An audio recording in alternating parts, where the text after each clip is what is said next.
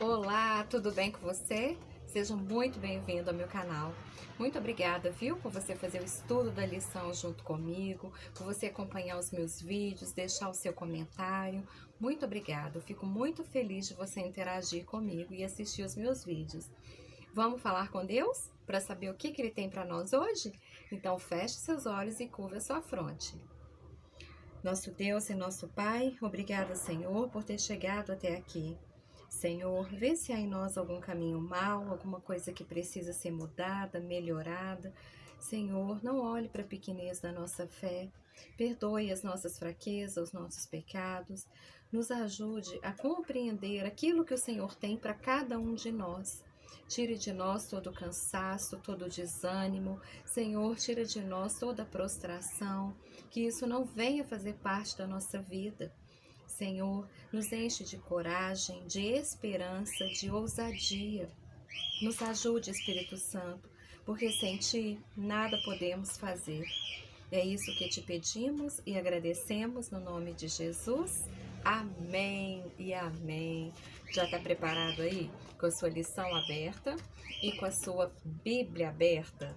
Hoje já é quinta-feira, já estamos encerrando aí o estudo da lição de número 6, né? Quinta-feira, dia 3 de agosto, eu estou no mês passado, 3 de agosto de 2023, né? E hoje nós vamos encerrar essa lição de número 6 com esse tema aqui, ó. Glória na igreja e em Cristo. Glória na igreja e em Cristo. O que quer dizer isso? Nós vamos saber agora. Paulo concluiu seu relato de oração com uma doxologia, um breve e poético louvor a Deus. Né? A palavra doxologia significa isso, é uma oração, é um louvor a Deus, né? E aqui está falando que Paulo ele concluiu seu relato, né, fazendo isso. E aí tem a pergunta, por que ele louvou a Deus? Né? E para a gente responder essa pergunta, a gente tem que ir lá em Efésios, capítulo 3, versículo 20 e 21. E eu vou ler para você. Efésios, capítulo 3, versículos o 20 e o 21. Diz assim: Ora, aquele que é poderoso para fazer infinitamente mais do que tudo quanto pedimos ou pensamos, conforme o seu poder que opera em nós. A ele seja a glória, na igreja e em Cristo Jesus, por todas as gerações, para todos sempre. Amém e amém. Nós lemos, né, esse versículo essa semana e eu sou apaixonada com esse versículo. Gosto muito desse versículo.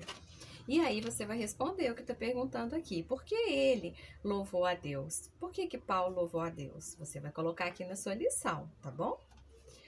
Paulo registrou suas orações pelos crentes. Ele orou de forma direta e poderosa. Sua doxologia levanta duas questões. Primeiro, a passagem exalta a igreja de forma indevida, colocando-a em pé de igualdade com Cristo, na expressão: a Ele seja a glória na igreja e em Cristo Jesus. Isso aí é uma pergunta, né, gente? Na expressão, a ele seja a glória na igreja e em Cristo Jesus.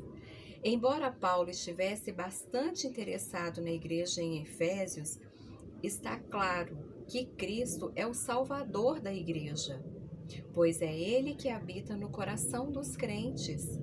Na doxologia, o apóstolo louvou a Deus pela salvação oferecida à igreja por meio de Cristo Jesus. Segundo, a expressão por todas as gerações para todo sempre retrata um futuro restrito à terra e interminável para a igreja, adiando o retorno de Cristo? Efésios exibe uma expectativa sólida para o futuro. Por exemplo, Efésios capítulo 4, 30, olha para o dia da redenção. Além disso, os crentes experimentarão o poder de Cristo, não só no presente século, mas também no vindouro. Está lá em Efésios, capítulo 1, verso 21. A doxologia de Paulo deve ser lida como uma celebração do poder de Cristo exercido em favor dos crentes. Voltando ao segundo relato da oração de Paulo, compare com você vai comparar Efésios capítulo 3, do 14 ao 21, comparar com Efésios capítulo 1, versículo de 15 a 23. Vemos que ele encontra força na extensão cósmica do cuidado do Pai, na disponibilidade do Espírito Santo, na parceria do próprio Cristo e no amor imensurável de Cristo. Isso é tão verdadeiro que ele imaginou os crentes sendo preenchidos de toda a plenitude de Deus e celebrou essas realidades espirituais em louvor, novamente maravilhando-se com a abundância do poder de Deus ofertado aos santos. Sempre que sentirmos a pressão de problemas, tentações e dúvidas, podemos nos voltar para esse relato animado das orações de Paulo. O apóstolo em prisão eleva nosso olhar ao grande horizonte dos propósitos e da graça de Deus, lembrando-nos de que, sejam quais forem as circunstâncias atuais, somente participantes do plano final de Deus e seu poder age em nós. Gente, que lindo isso! Eu vou ler de novo, olha só, esse último parágrafo aqui, tá? Sempre que sentirmos a pressão dos problemas, tentações e dúvidas, o que a gente pode fazer? Podemos nos voltar para esse relato animado das orações de Paulo. O apóstolo em prisão eleva nosso olhar ao grande horizonte dos propósitos e da graça de Deus, lembrando-nos de que, sejam quais forem as circunstâncias atuais, somos participantes do plano final de Deus e seu poder age em nós. Que lindo isso! E aqui no rodapé tem uma pergunta: que bênçãos divinas são valiosas para você? Ore e louve a Deus por essas bênçãos. Gente, que maravilha esse estudo de quinta-feira. Olha como que a gente fecha a semana aí, né? Perfeitamente. Olha só, que bênçãos divinas são valiosas para você. Você tem muita bênção para contar? Tem? Pois é, então aí fala, ore e louve a Deus por essas bênçãos. Amém? Aleluia!